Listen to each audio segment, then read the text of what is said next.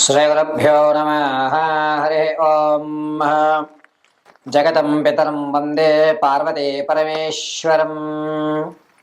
आपदामभर्तारं दातारं सर्वसंपदां लोकाभिरामं श्रीरामं भूयो भूयो नमाम्यहम्।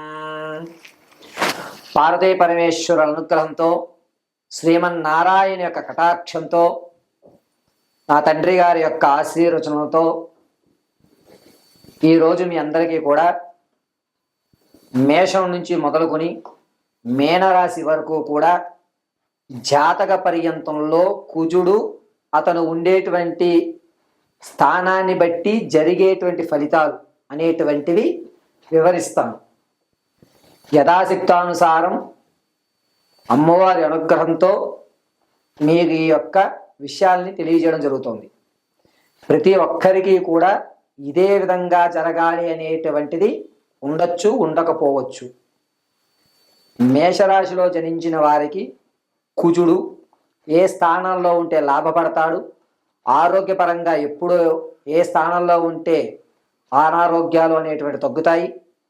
అదేవిధంగా ఏ స్థానంలో కుజుడు ఉండడం వల్ల ధనపరంగా ఆర్థిక పరంగా నిలదొక్కుంటాం.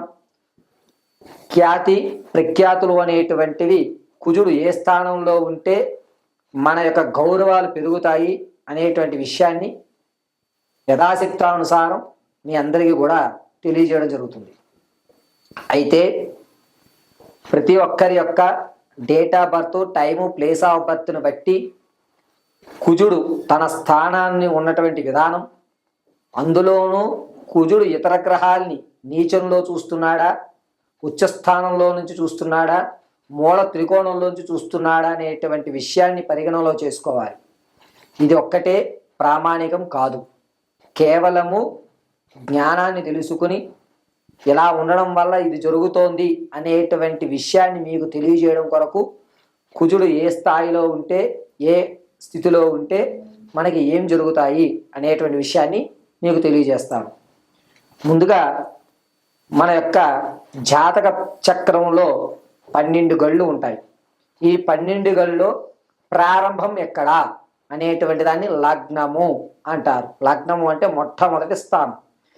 అది 1వ స్థానంగా పరిగణించుకుని కొంతమంది సవ్య దిశలో 2, 3, 4, 5, 6, 7, 9, 10, 11, 12 కింద వేస్తారు.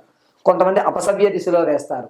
ఏ దిశలో వేసినా మనం చూసేటువంటి కోణాన్ని బట్టి కుజుడు చేసేటువంటి తన ఉన్నతంగా ఉంచాలా, ఆ వ్యక్తిని అధపాతాళంలో వేయాలా, లేకపోతే సమతుల్యం చేయాలా అనేటువంటి నిర్ణయాలు ఆధారపడి ఉంటాయి.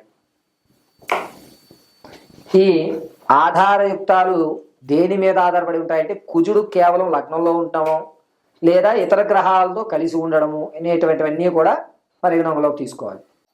వృశ్చిక రాశి వారు, వృశ్చిక రాశి వారి యొక్క లగ్నంలో కుజుడు కనుక ఉన్నట్లయితే అతను ఆలోచన అధికంగా ఉంటుంది, దొరికిన దాంతో సంతృప్తి చెందుతూ ఉంటాడు. కుజుడు 2వ స్థానం కానీ, 5వ స్థానం కానీ, 8వ స్థానం కానీ, 12వ స్థానంలో కానీ కుజుడు గురుడితో కలిసి ఉన్నట్లయితే అతనికి ఆనందానికి, సంతోషానికి, అతను సంపాదించిన సంపాదనకి నాకు ఇది సరిపోతుంది, ఇంతకు మించి ఎక్కువ ఉన్నా నేను దాన్ని బేర్ చేయలేను, నా యొక్క జీవితం ఇలా సాగిపోతే సరిపోతుందని చెప్పి మధ్యతరగతి వారు నడిచిన వ్యవస్థలో నడుస్తూ ఉంటాడు. ఎక్కువ మొత్తం ధనం వచ్చినా అయితే నాకు వద్దు అనేటువంటి మాట అంటూ ఉంటారు. కుజుడు కనుక వృశ్చిక రాశి వారికి 4వ స్థానంలో చంద్రుడితోటి కేతువును చూడగలిగితే అతనికి విద్యలో అద్భుతమైనటువంటి జ్ఞానం కలుగుతూ ఉంటుంది. ఏ రంగంలో అడుగుపెట్టినా మంచి ఫలితాలు అనేటువంటి జరుగుతూ ఉంటాయి. కుజుడు వృశ్చిక రాశి వారికి 8వ స్థానంలో గురుడు, చంద్రుడు, రాహువు, రవి కలిసి ఉన్నట్లయితే కనుక విదేశంలో ప్రఖ్యాతమైనటువంటి గౌరవం అనేటువంటిది లభిస్తుంది. అంతేకాకుండా మన యొక్క దేశంలో కూడా అతను ఉన్నతమైనటువంటి గౌరవానికి అర్హుడయ్యేటువంటి అధికారం కలుగుతూ ఉంటుంది. ప్రతిరోజు కూడా ఇతనికి నమ్మినటువంటి కర్మ సిద్ధాంతం అనుసరించి అతని యొక్క వ్యవస్థ అనేటువంటిది మెట్టుగా పేర్చుకుంటూ వెళ్తూ ఉంటాడు. కుజుడు కనుక 4వ స్థానంలో చంద్రుడితో 8వ ఇంట శనీశ్వరుని కనుక చూడగలిగితే అతనికి అనారోగ్యం అనేటువంటి మాట ఉండదు. కుజుడు 3వ స్థానంలో లేదా 5వ స్థానంలో చంద్రుడితో కలిసి ఉన్నట్లయితే కాస్త శరీరంలో ఈ తలకు సంబంధించినటువంటి ఇబ్బందులు కలిగేటువంటి అవకాశం, అంటే అస్తమాన్ని మర్చిపోవడం, మైగ్రేను, లేకపోతే ఏదో తలలో ఎవరో సూదులు పెట్టి గుచ్చుతున్నట్టు, ఒకానొక సమయంలో తలపోటు అధికంగా రావడం, తల గోడకేసి కొట్టేసుకోవాలనేటువంటి వ్యవస్థలు ఏర్పడుతూ ఉంటాయి. కుజుడు కనుక రవిని, అదేవిధంగా శనీశ్వరుని, చంద్రుణ్ణి కనుక కలిసి 9వ ఇంట ఉంటే కనుక వృశ్చిక రాశి వారికి భూ సంబంధితమైనటువంటి ఆకస్మిక ధనం లభిస్తుంది. అంటే మనది వద్దు అనుకున్నటువంటి స్థలం మళ్ళీ మీకే రావడం, ఎప్పుడో మీ పేరు మీద రాసిన డాక్యుమెంట్స్ దొరకడం అనేటువంటిది ఏర్పడుతూ ఉంటుంది. వృశ్చిక రాశి వారికి కుజుడు అనేటువంటి వ్యక్తి 2వ స్థానంలో చంద్రుడు, కేతువు, రవి కలయిక ఉండడం వల్ల వ్యాపారంలో ఇప్పటి వరకు నష్టపోయాం, ఇక వ్యాపారం చేయొద్దు, ఇదే చివరి అవకాశంగా మనం ప్రయాణం చేద్దామని చెప్పి అనుకుంటారు. వారికి గోల్డెన్ ఛాన్స్గా మీ దశ తిరిగేటువంటి అవకాశం ఏర్పడుతూ ఉంటుంది.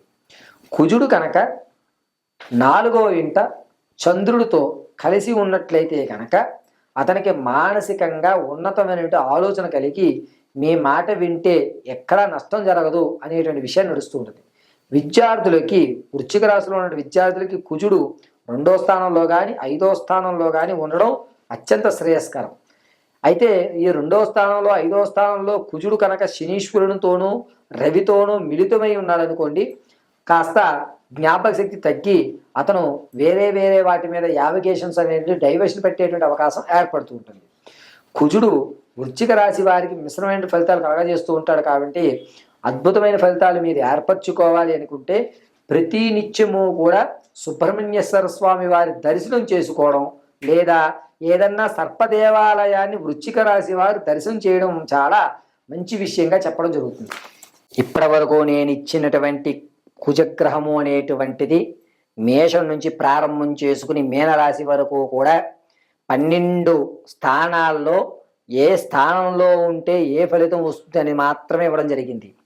ఖచ్చితమైన ప్రాకారము, ఖచ్చితంగా మీ యొక్క జాతక వ్యవస్థ అనేటువంటిది మీరు జనించిన సమయాన్ని బట్టి, ప్రదేశాన్ని బట్టి ఆ లగ్నము అనేటువంటిది నిర్ణయిస్తారు.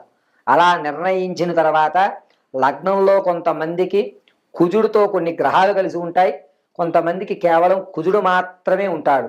ఈ యొక్క పరిజ్ఞానం అంతా కూడా జ్యోతిష్య పండితుల్ని మీరు సంప్రదించుకుని ఈ యొక్క కుజుడు ఏ స్థానంలో ఉన్నాడు, మనకి ఏం జరిగింది, ఏం జరగబోతోంది అనేటువంటిది విని జాగ్రత్తగా వారితో సంప్రదించుకుని, లేదా నా యొక్క ఫోన్ నెంబర్ ప్రకారంగా మీరు date of birth, time, place of birth యుక్తంతో ఉన్నట్టయితే దాన్ని చర్చించి మీకు తగు పరిష్కారం ఇస్తారు.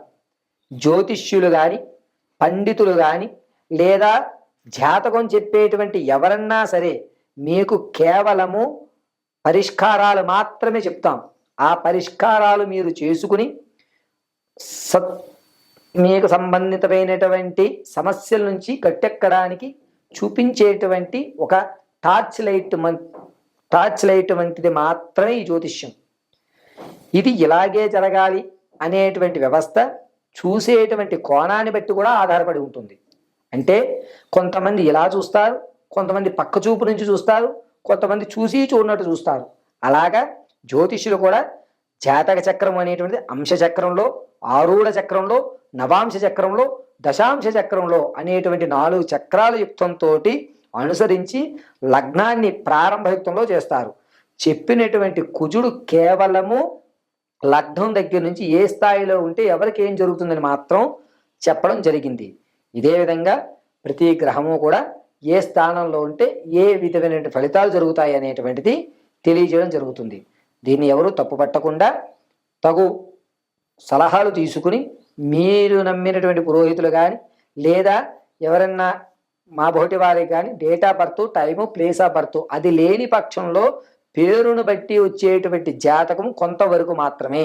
ఇప్పుడు నేను చెప్పినటువంటి ఈ కుజ ఫలితాలన్నీ కూడా ఈ సంవత్సరం వరకే. అంటే సంక్రాంతికి రవి మారిన తర్వాత తన యొక్క ప్రభావాన్ని ఉగాది నుంచి ప్రారంభం చేస్తూ ఉంటాడు. కాబట్టి రవి సంక్రమణం నుంచి రవి సంక్రమణం వరకు జరిగేటువంటి వ్యవస్థ. ప్రతి నెల కూడా మళ్ళా జాతక పర్యంతంలో మార్పులు జరుగుతూ ఉంటాయి. వీటిని గమనించగలరని మనవి.